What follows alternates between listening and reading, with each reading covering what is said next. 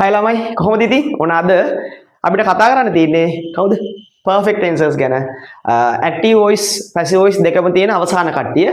ඉතින් අද අපිට තියෙන්නේ මෙයාලගේ active voice verb එකයි passive voice verb එක කතා කරලා සහ එයාලගෙන් විභාගයේ active voice passive voice වලින් හිස් තැන් පුරවන්න එන ප්‍රශ්නේ කොහොමද මෙයාලගේ හිස් තැන් ටික පුරව ගන්න කියන එක බලන්න. right අපි යමු. ඉතින් කලින් කිව්වා වගේ මතකයි tenses වලට ඕන ටෙන්ස් එකට ආකාර තුනක් තියෙනවා ප්‍රසන්ට් එක පාස්ට් එක ෆියුචර් එක නේද ටෙන්සස් ගැන කතා කරන්නේ ක්‍රියාපද ගැන නිසා ප්‍රසන්ට් එකක් තියෙනවනේ පාස්ට් එකක් තියෙනවනේ ෆියුචර් එකක් තියෙනවා දැන් මෙයාලටත් එහෙමයි අපි මුලින්ම බලමු මෙයාලගේ ප්‍රසන්ට් එක right ප්‍රසන්ට් එක ඊට පස්සේ next one is the past tense then the last one is future tense right පුතේ මෙයාලට active voice එකකුත් තියෙනවා passive voice එකකුත් තියෙනවා දෙකම තියෙනවා මෙයාලට ඒ කියන්නේ subject එක මුලට දාලා මෙයාලා කියන්නත් පුළුවන් object එක මුලට දාලා මෙයාලා කතා කරන්නත් පුළුවන්. ඕකනේ active passive කියලා කියන්නේ. දැන් අපේ ළමයි දන්නවා. right එහෙනම් present එකේදී ගන්න තියෙන්නේ මේ දෙන්න. කවුද? has have. දැන් මට කියන්න උත්තරයක්. කලිනුත් මම කිව්වා. යම් තැනක present එකට am is දානවා නම් එයාගේම past එකට මල් දාන්න ඕන. was වනේ. එයාගේම future එකට අරගොල්ලෝ be නිසා will be. නේද? එතකොට මෙතන ගන්නේ present එකට has have නම් එයාගේම past එකට මොකද්ද ගන්න ඕන? දන්නවා. එච්චකරෙන් පටන් ඩිය වලින් ඉවර වෙන්නේ මොකද්ද? had. එහෙනම් had. එතකොට මේගොල්ලොන්ට කියනවා have verbs කියලා. එහෙනම් මෙයාලගේ future එකට ගන්නවා මොන haveද? will have. ඒ විතරක් මදි දැන්. දැන් මේ ලියලා තියෙන present past future කියන එකට දාලා වචන ටික විතරයි.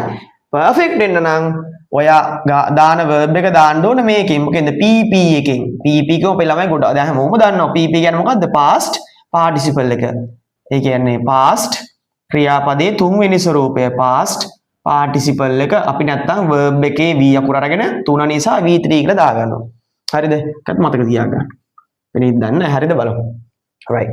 එතකොට පුතේ මේ active එකේදී ලියන verb තුනනේ. ඒ කියන්නේ subject එක මුලදී ලියන verb එකනේ අපි දැන් මම ඔය ලිව්වේ. මෙයාලගේ මැදට Mr Bean දාගන්න. කවුද? Mr Bean. Mr Bean කියන්නේ bean. Mr කියලා කපන්න. මතක තියාගන්න එහෙම. හරිද? bean දාගන්න මේ has have ගේ past participle ගේ මැදට. මෙතන had ගේ pp ගේ මැදට. will have ගේ pp ගේ මැදට. ඒතර ටක් ගාලා හැදෙන්නේ මොකද්ද? passive වෙලාවට ගැලපෙන verb එක. right මෙයාලගේම passive එකේ verb එක. එහෙනම් මාර ලේසිනේ. has have ගත්තා. මේක තමයි මතක තියාගන්න ලේසි මේකනේ. bean එක past participle දැම්ම. මෙතන had කොහොමද තියෙන්න ඕන past නිසා. ඊට පස්සේ bean එක past participle එක. මෙතන will have කොහොමද තියෙන්නේ පැයි. එහෙනම් will have ගත්තා. bean එක past participle එක. easy නේද? පාටල easyනේ. note down කරගන්න. ඔයාලා ඔන්නම චුට්ටක් මෙහෙටුණා. ලියා ගන්න stop කළා. හරි. දැන් අපි යමු ටක් ගාලා මෙයාලගේ marker words වලට. marker words කියන්නේ මොනවද? යම් tense එකක් අඳුන ගන්න තියෙන වචන නේද? අපිට විභාගේ ප්‍රශ්නෙත් එක්ක ඒවයි හම්බ වෙනවා. අපිට tense එක හොයාගන්න විදියක් නැහැනේ. ඒ නිසා marker words අපිට හම්බ වෙනවා. එහෙනම් perfect tense එකේ marker words ගොඩක් තියෙනවා. එකක් තමයි මෙයා. sofa right sofa. ගෙදර තියෙන sofa නේ හොඳේ. sofa මේ දක්වා කියන එක. ඊට පස්සේ already දැනටමත් already ඕන්න සිංහල තේරුම ලියා ගන්න. ඊට පස්සේ times මම මේ හතරයක් එක්ක ලිව්වේ මොනෝහරි ක්‍රියාපදයක් වෙච්ච වාර ගන්න 3 times 4 times 5 times 10 times දෙපාරක් නම් twice කියනවා එක සැරයක් නම් once කියනවා නේද අන්න එහෙම ක්‍රියාපදයක් වෙච්ච වාර ගන්න අදහස් වෙනවා නම් දැන් යම් තැනක at least 3 times කියලා තියෙනවා කියන්නේ අඩුම තරමේ කී වතාවක්ද තුන් වතාවක් එහෙනම් අන්න මොකද tense එක perfect tense පැහැදිලිද තව never කවදාවත් කරලා නැහැ never අන්න ඊට පස්සේ තව ගන්න පුළුවන් since තිබ්බත් ඔය ටිකමයි හරිද නැත්තම් since then කියලාත් මොනක් වෙලාවට තියෙනවා right ඔන්න හොඳේ ඔය ටික මතක තියාගන්න keep it in your mind right so far already මෙයාගේ වාර ගානක් අදහස් වෙන්න ඕන never since then ඔය ටික හොඳට මතක තියාගන්න විභාගේ ඔයාලා බලන්න පුතේ active voice passive voice ප්‍රශ්න ටික පෙළලා ටෙස්ට් නම්බර් 12 හරි දැන් ඔයාලා දන්න ඕනේ බලන්න මේ වචන නැද්ද කියලා පහුගිය papers වල අනිවාර්යයෙන්ම තියෙනවා හරිද right දැන් අපි යම් ප්‍රශ්නයක් සාකච්ඡා කරමු ප්‍රශ්න දෙක තුනක් සාකච්ඡා කරලා මේකත් අපි ඉවර කරලා දාමු. right. ඔන්න. මම මෙහෙම කියනවා two assignments පැවරුම් දෙකක්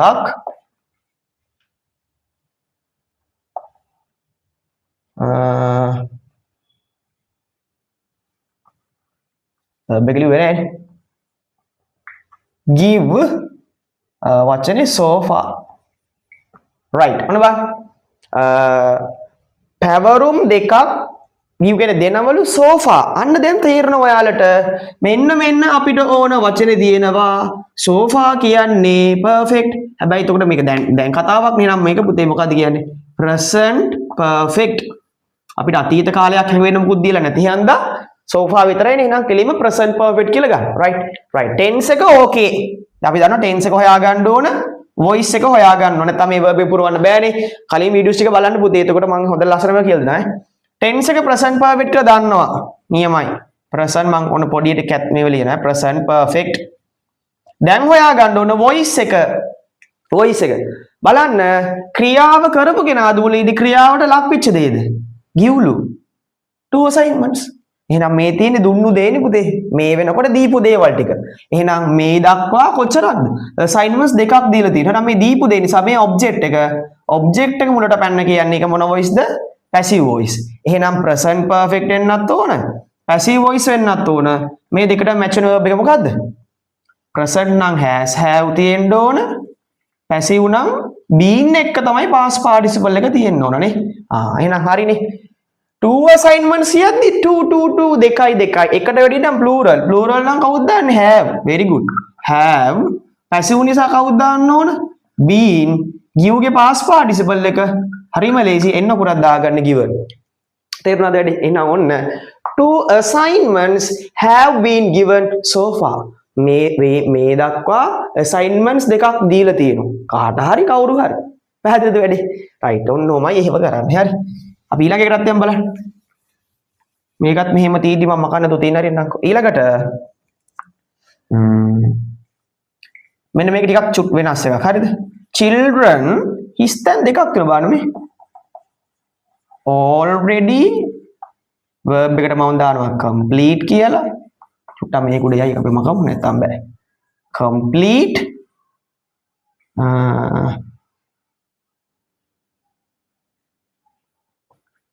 the project.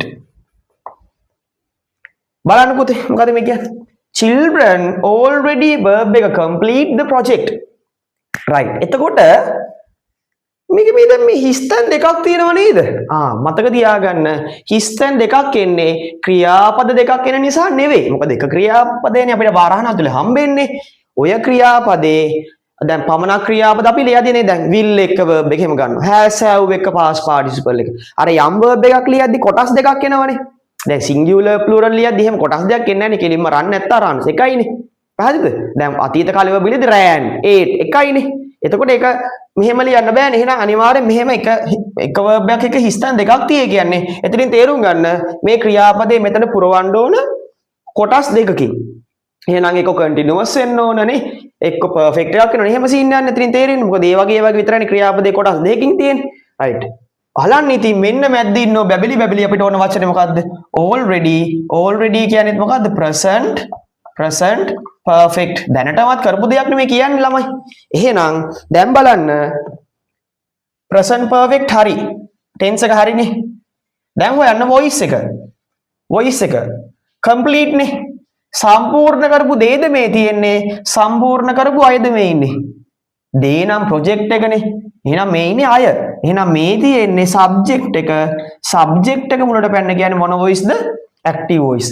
එහෙනම් tense එක present perfect වෙන්න ඕන. voice එක active voice වෙන්න ඕන. එහෙනම් කොහොමද verb එක එන්නේ? has have කොහොමද තියෙන්න ඕන? present නේ. මේ වෙලාවේ been ඕනේ නැහැ. දැන් මෙතන been ඕනේ passive නිසා. been ඕනේ නැහැ කියන්නේ නිකම්ම past participle එකනේ. simple නේ. මම රෝස පටේ ලියන්නකෝ right. බලන්න. එහෙනම් මෙහෙමයි ලියන්නේ. has have මෙතන දානවා. past participle එක මෙතන දානවා. එහෙමයි ලියන්නේ. හරි. and children කොහොම ගැලපෙන්නේ? ගොඩක් නේ. have already මැද්දේ තියෙනවා. complete කියන එකේ past participle එක completed. තේරුණාද? ඔන්නෝමයි ඔක කරන්නේ. හරිද? ඉතින් මම හිතනවා මේ කොටසත් හොඳට තේරුණා කියලා. අපිට ඊළඟට කරන්න තියෙන්නේ perfect continuous tenses ටික. එයාලට නම් passive නෑ, but එයාලගේ මොනවද අපි ඉගෙන ගන්න ඕන? active ටික කතා කරන්න ඕන. ඒකට හේතුව යම් ක්‍රියාවක් කරන කාල පරාසය තීරණය වෙන්නේ ඒගොල්ලොන්ගේ කියන්නේ අදහස වෙන්නේ ඒගොල්ලෝ. ඒ කියන්නේ මම යාළුවෙක් කෙනකම් පැය දෙකක් තිස්සේ බලන් ඉන්නවා. ඒතර කියන්නේ I have been waiting for 2 hours for my friend. තේරුණාද? අර ඒ වගේ කියද්දි ඒක අපිට ඕන වෙනවා. ඒකත් අපිට හිස්තනක් විතර මේ හම්බෙන්න පුළුවන් විභාගයේ ප්‍රශ්නේදී. හරිද? එහෙනම් ඒකත් අපි සාකච්ඡා කළා. ඊට පස්සේ වීඩියෝ එකේදී මේ සම්බන්ධයෙන් පහුගිය අවුරුදු වල ආපු පේපර්ස් වල ප්‍රශ්න කීපයක් සාකච්ඡා කළා. සහ මෑත කාලේ ආපු ඒවත් චුට්ටක් සාකච්ඡා කළා. මේකට අපි විභාගෙ රෙඩි වෙමු. හරිද? එහෙනම් මේ වීඩියෝ සීරීස් එක බලන්න. වීඩියෝස් ඔක්කොම තියෙන්නේ දැන්ට මේකත් එක 4යි, අරකත් එක්ක 5යි, අරකයි ඔක්කොම ප්‍රශ්න 6යි. ওই ටික බලන්න. මේ පාඩමේ ලකුණු සියල්ලම ගන්න පුළුවන්. එහෙනම් see you guys in the next video. Bye.